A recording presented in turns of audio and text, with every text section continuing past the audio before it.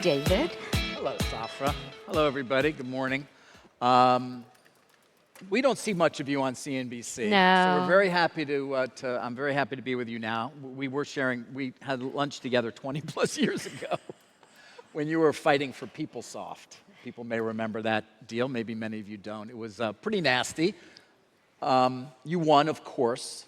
Well, we don't give up, so we always try to win. We don't like losing. No, you don't like losing. In fact, I think you've said to me you're horrible losers. In terms of the culture of the company, do you feel like that's something that distinguishes it? Well, we never give up, that's for sure. We don't want to follow others. We always try to do something differently.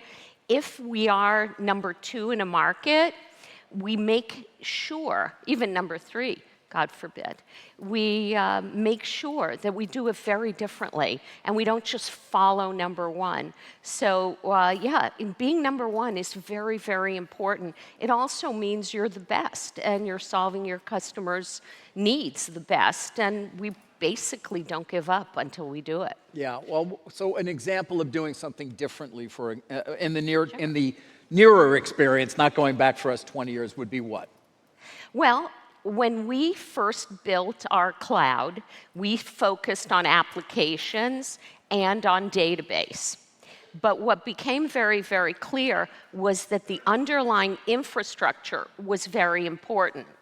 And we basically ended up learning from all of the other hyperscalers, and we realized that we would never be the best by following them. So we built an entirely different cloud. We built the networking differently because we went back to our focus, which is huge amounts of data, very, very quickly, and very, very securely.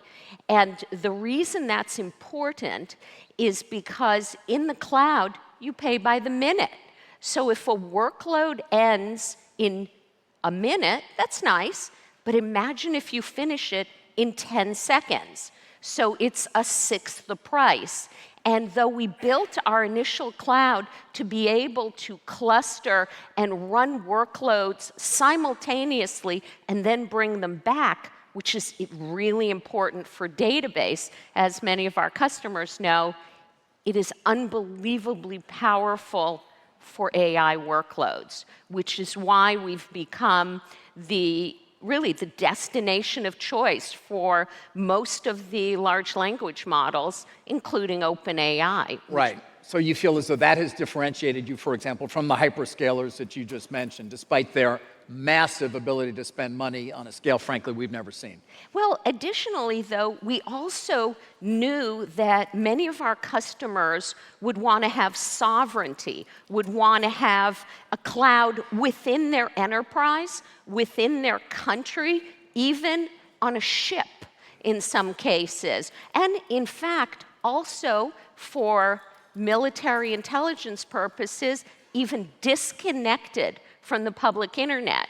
So we designed it in a way that our customers get to choose. They can be in the public cloud, they can be in the sovereign cloud in their nation, they can be in a company-only cloud, even though they have all the capabilities of the public cloud, or they can be completely disconnected from the internet and just on classified networks. This, again, something totally different than everyone else. And that's working for us, and that's why things have gone so well. They have gone well, $500 billion more than $500 billion market value, obviously. I'm sure many of you know the stock had a very strong year last year.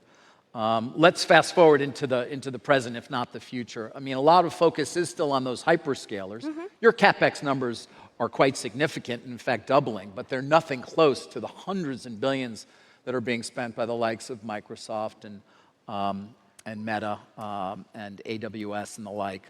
Do you think they're going to see a return on investment on that?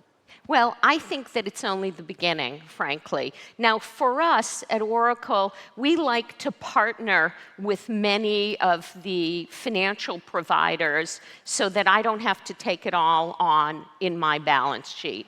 They often want to do that. We like to do what we do best, which is run unbelievably efficient, secure clouds. Some of the other hyperscalers want to do other things that maybe they believe they do best. For us, I actually believe AI is going to not be a thing. It's going to be something in everything. Just like now with the first generation with machine learning, most people don't even think how Waze is helping them get from here to there. That's the first generation of AI in machine learning. These large language models, this capability, those agents are going to be part of everything you do, things you never even thought of. And of course, they're going to help us do really important things like save lives and cure cancer. We're not going to give up until we do that. Yeah, you have any concerns about humanity as well, though, in terms of AGI? Well, I can't see into the future. It would be better if Larry was here. He'd really give you something profound. I find that every single time there's a new capability or new technology, people get afraid. And the truth is, change, all change, is extremely scary. So I understand that. I think we should just make sure we keep going forward, and US allies, what I like to call the good guys, that we always have the best capabilities, and that's probably the way to protect ourselves most. I just did an interview on air with Sarah Fryer, the CFO of OpenAI, one of your partners. We talked a bit about Stargate, of course, and your other partners there as well, in GX, SoftBank. Do you think you'll actually end up spending the $500 billion, the number that was mentioned, on data centers over time?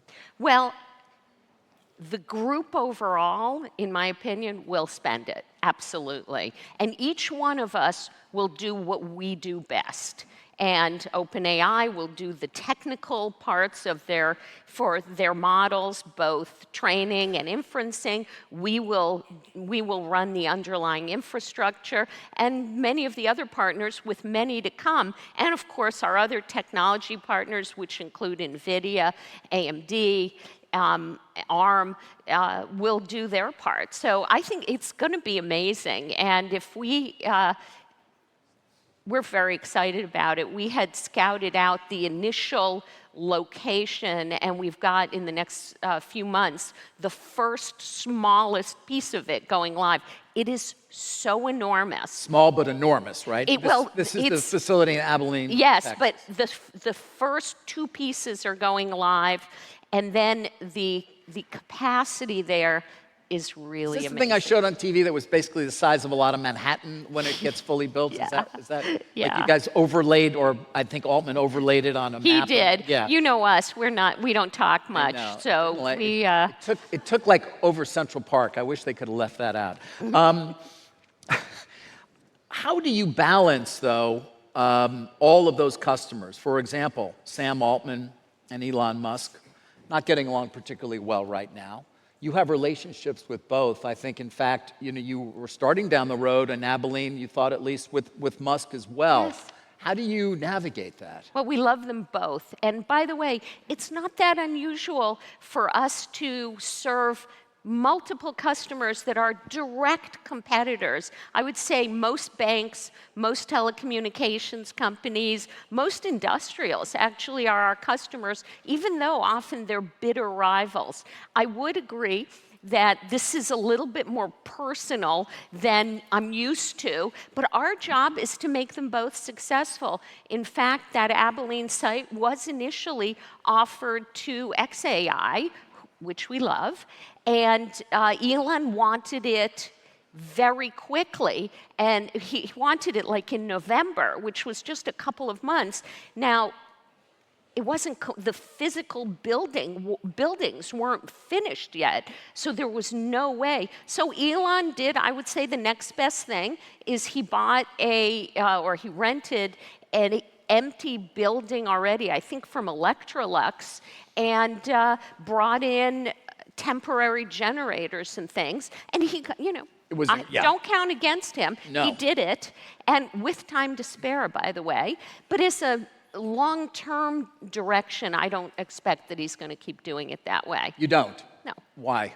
I think because you really ultimately want to have your power supplies more redundant and all of those things. But he did a lot of very clever things, including using their batteries to avoid spikes. And so, Right. again, all very well thought out and met his needs, and we're thrilled. We work with them extensively still. You know, so obviously we know what Oracle's role conceivably will be, but I'm curious as to how you view the landscape, given the competition between all of the different generative AI platforms. I mean, can they all be winners, or is there a commoditization that will take place in some way that will eviscerate value? Well, first of all, our goal in our cloud is to give our customers choice. We're not a competitor ourselves. Right. We don't have our own large language model. We train others. What we bring is both the infrastructure and massive amounts of data. We hold the world's most important data on behalf of our customers. So our customers basically will get to choose which model they want to use, which public model or open source model or closed model, and which they want to really educate with their own data, often without letting it go back in the wild. And so for large enterprises and governments, they often want to train their models, and they get to pick which one, because some will be better than others depending on the data and the industry.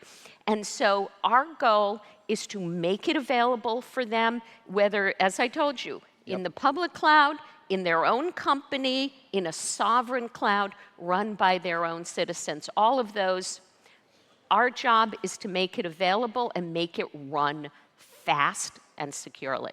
You've had some experience as well navigating government policies, for lack of a better term, I think. You certainly, you were involved in, I think, in the transition for the first Trump administration. Mm-hmm. How important is the government going to be in everything that's taking place right now? Obviously, the Stargate announcement, even though it had been worked on for some time prior, took place at the White House.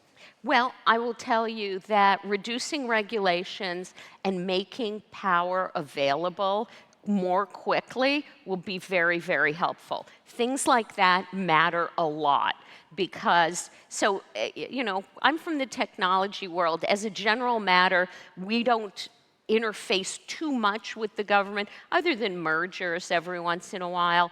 But now, with these build-outs, many of our partners do have to get permits, get capabilities, and those often require government approval.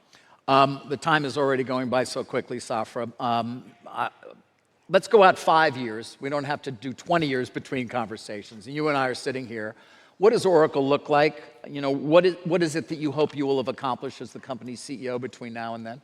Well, first of all, the thing that always motivates us is making our customers successful. Nothing makes me happier than hearing one of my clients on CNBC saying something like Dara said at Uber on their first profitable quarter, because they moved from on-premise to mostly to the Oracle Cloud.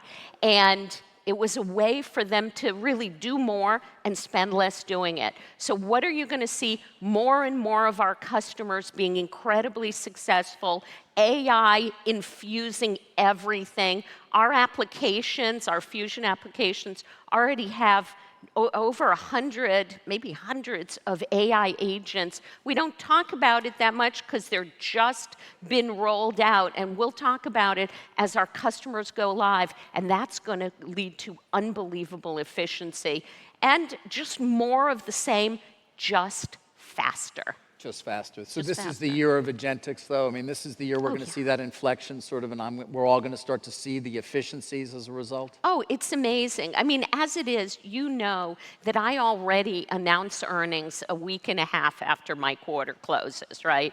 No one does that. How is that possible? Because of all the capabilities that are in our system that we've rolled out and continue to roll out.